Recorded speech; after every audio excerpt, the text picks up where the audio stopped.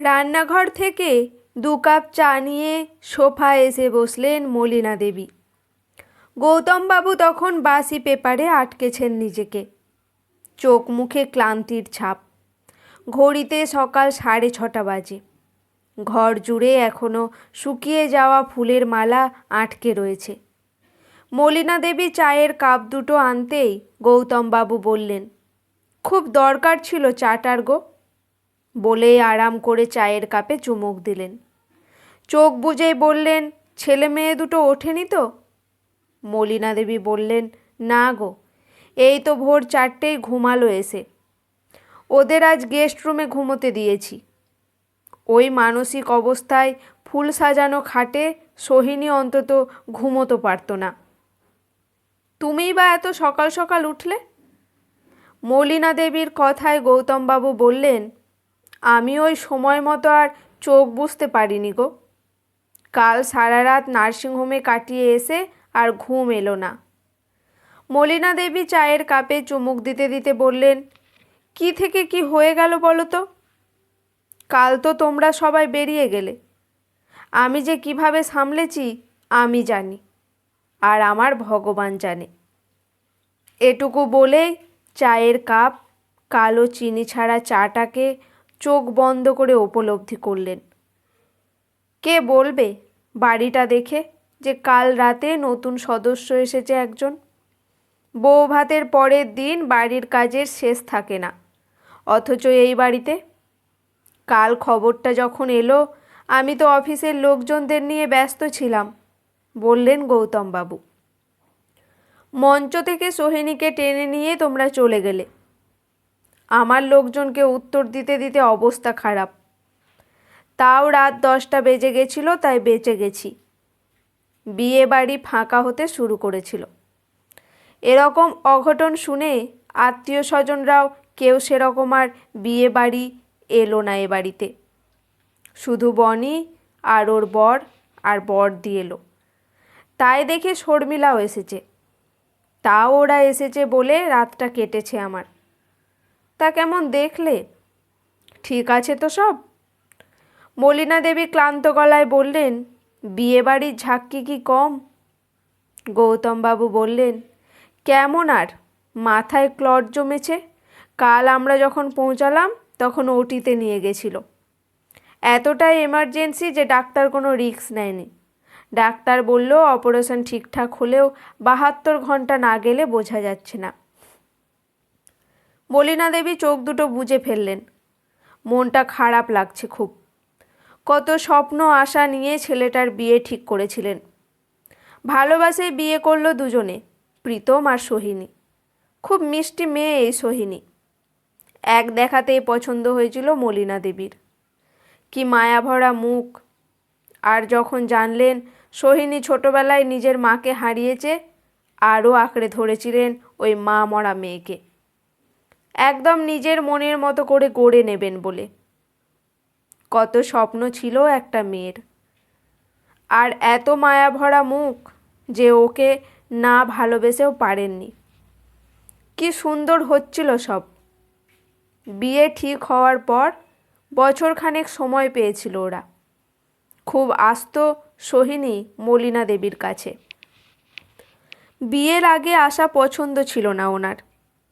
তাও ওই মা মরা মেয়েকে কিছুতেই না করতে পারেননি। ও এলে তাও মলিনা দেবীর খাওয়া হতো। সারাদিন একা একা ভালো লাগতো না। ও কলেজ থেকে যেদিন আসতো মন মতো রান্না করে মেয়েটাকে খাওয়াতেন। আবার টিফিন বক্সে করে গুছিয়ে দিতেন ওর বাবা অবনীবাবুর জন্য। কি মজার মানুষ এই অবনীবাবু। কত কথা হলো, ইয়ার্কি হলো, ছবি তোলা হলো বিয়ের দিন। বিয়ে শেষে ওদের বাড়ি থেকে আসার আগে কত মজা করলেন মানুষটার। কি থেকে যে কি হয়ে গেল, কার যে কখন কি হয়। মলি, চা করেছিস? মলিনা দেবী চোখ খুলে দেখলেন সামনে দাঁড়িয়ে আছেন ওনার বড় ননদ। গৌতমবাবুদের সব ভাই বোনদের মধ্যে ইনি বড়। কাল উনি রাজি ছিলেন বলেই মলিনা দেবী সোহিনীকে রিসেপশন পার্টি ছেড়ে বের করতে পেরেছিলেন। মলিনা দেবী বললেন, আরে বড়দি, এত সকাল সকাল উঠে পড়লে? তুমি বসো, আমি এনে দিচ্ছি চা। মলিনা দেবীর কথা শেষ হওয়ার আগেই সারদা দেবী বললেন, ভাই, কি বুঝলি কালকে? ঠিক হয়ে যাবেন বৌমার বাবা অবনীবাবু? গৌতমবাবু সারদা দেবীকে দেখে পেপারটা গুছিয়ে রেখে দিলেন। মুখটা দেখে খারাপ লাগলো মলিনা দেবীর। ওই একটাই নেশা গৌতমবাবুর, পেপার পড়া। প্রীতমের বৌভাতের সুবাদে কালকেও ঠিকঠাক পড়েননি বলে একটু মন দিয়েই বাসি খবরগুলোতে চোখ বোলাচ্ছিলেন উনি। মুখ তুলে বললেন, কি বলি বলো তো দিদি? বিকেলে কন্যাযাত্রী নিয়ে আসবে বলে লাল রঙের কোচানো ধুতি পরেছিলেন, সাথে ঘিয়ে পাঞ্জাবি, মুখে পান ছিল। হঠাৎ বাথরুমে ঢুকেছিলেন বেরোনোর আগে। সবাই তখন রেডি, উনি বেরোলেই বাস ছাড়বে। প্রায় 15 মিনিট হয়ে গেছে বেরোচ্ছেন না দেখে দরজা ধাক্কায় সোহিনীর কাকার ছেলে। তাও খুললেন না।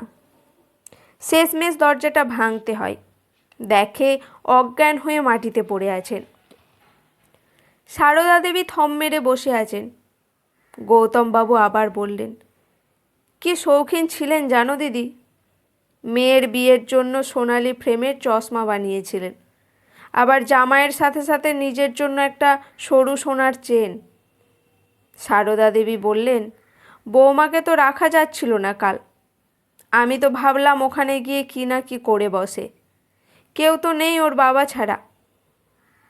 আমি তখন মলিকে বললাম, ওকে যেতে দে, আটকাস না, এভাবে শান্তিতে ফুলশয্যাটুকুও করতে পারবে না এই মেয়ে। সারদা দেবীর কথা শেষ হওয়ার আগেই 1 কাপ চা নিয়ে এলেন মলিনা দেবী। শুনছেন সারদা দেবী বলছে, কি মায়াভরা মুখ মেয়েটার। বাবার যদি কিছু হয়ে যায় ওকে রাখা মুশকিল হয়ে যাবে। মলিনা দেবী মুখটা মনে করলেন সোহিনীর। সত্যিই খুব মায়াবীও। খুব সুন্দর না হলেও মুখটায় কেমন একটা টান আছে।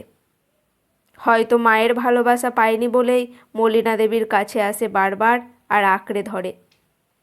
ওনারও তো কত শখ ছিল, একটা মেয়ে হোক, তাকে সাজাবে, আদর করবে, যত্ন নেবে, সোহিনীকেও এভাবেই রাখবে নিজের কাছে, কখনো বুঝতে দেবে না মেয়েটার কেউ নেই। নিজের ভাবনায় নিজেই থমকালেন মলিনা দেবী। কি ভাবছেন উনি? ছি ছি, মানুষটা এখনো লড়ে যাচ্ছেন মৃত্যুর সাথে। নিজেকে একটু ধমকেই মলিনা দেবী মওদার কৌটো নিয়ে বসে গেলেন। আজ বাড়িতে যে কয়েকজন লোক আছে তাদের খাওয়া দাওয়ার তো ব্যবস্থা করতে হবে। কত সুন্দর হতে পারত আজ দিনটা, আর কি হয়ে গেল। একটা দীর্ঘশ্বাস ফেলে ময়দার মধ্যে সাদা তেল ঢেলে নিলেন। আসলে মেয়ে বিদায়ের শোকটা নিতে পারেননি, বুঝলি? সারদা দেবী চায়ের কাপে চুমুক দিতে দিতে বললেন। গৌতমবাবু বললেন, না গো দিদি, খুব শক্ত মানুষ। ওদের অষ্টমঙ্গলা হলেই বেনারসের প্ল্যান করেছিলেন কোনো এক ট্র্যাভেল এজেন্সির সাথে। আমাকে বলতেন, গৌতমবাবু, মেয়েটাকে আপনার ঘাড়ে দিয়েই দেশ ভ্রমণে বেরোবো। কথাটা বলার সময় একটু গলাটা ধরে এসেছিল গৌতমবাবুর। পুরো ডাইনিং টেবিল জুড়ে নিস্তব্ধতা, আর সেই ভাঙার দায়িত্ব নিল গৌতমবাবুর মোবাইল। এই শান্ত মনমরা সকালে যেন মোবাইলের আওয়াজটাও আতঙ্কের। মলিনা দেবী আর সারদা দেবী একদৃষ্টে তাকিয়ে আছে গৌতমবাবুর দিকে। গৌতমবাবু মুখ তুলে বললেন, অচেনা নাম্বার, হয়তো থমকালেনও, অথবা ভাবছেন ফোনটায় কোনো দুঃসংবাদ আছে কি না। মলিনা দেবী বললেন, আরে ধরো তো ফোনটা। থতমত খেয়ে ধরে ফেললেন গৌতমবাবু। হ্যালো বলতেই আর দায়িত্ব নিতে হলো না ওনাকে। সব দায়িত্ব ফোনের ওপাশে যে ছিল তার এবার। এক নাগাড়ে সেই বলে গেল সব কথা। গৌতমবাবু খালি বললেন, আচ্ছা, আসছি আমরা। ফোনটা রেখেই বললেন, মলি, সব শেষ, আজ ভোর 5:30টায়। মলিনা দেবীর হাত আটকে গেল শুকনো ময়দায়। ময়াম দিচ্ছিলেন ভালো করে, তাতে খুব সুন্দর ফুলকো ফুলকো লুচি হয়। ওপর থেকে চিমটি দিয়ে ফুটো করলেও চিমসে যাবে না। সারদা দেবীর ভাগ্যিস চাটা সবে শেষ হয়েছিল, না হলে এরপর আর চা খাওয়াও হতো না। তিনজনেই চুপ, হয়তো যে যার মতো ভেবে চলেছেন পরের মুহূর্তগুলো কিভাবে কাটবে তাদের। মলিনা দেবী বুঝতে পারছেন না কি করবেন, কিন্তু জানেন এই কঠিন দায়িত্ব ওনাকেই নিতে হবে। সোহিনীর মুখটা মনে করেই বুকটা হু হু করে উঠল মলিনা দেবীর। সারদা দেবী বললেন, খুব লক্ষ্মীপয়া ছিল মেয়েটা, বেরিয়ে এলো সব শেষ। কথাটা শুনেই বুকে ছ্যাদ করে উঠল মলিনা দেবীর। চোখ ফুটে উঠল 30 বছর আগে এই রকম এক সকালের।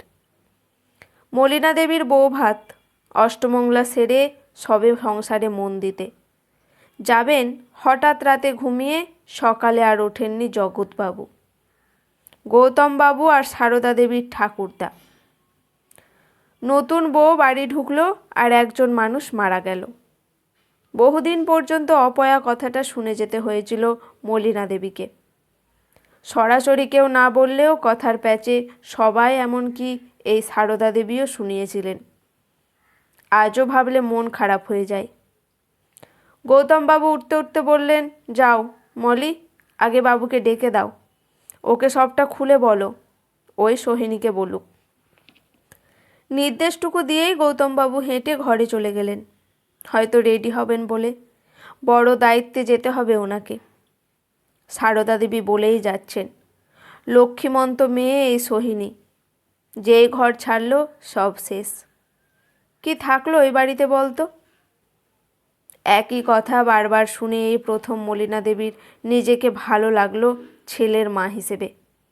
না হলে প্রীতমকেও অপয়া নাম দিয়েই ঘুরতে হতো মলিনা দেবীর মতো। সবাই বলতো অপয়া জামাই। বাড়িতে বিয়ে হয়ে এলো আর শ্বশুরটা মারা গেল। যদিও এরকমটা শোনা যায়নি আজ অবধি।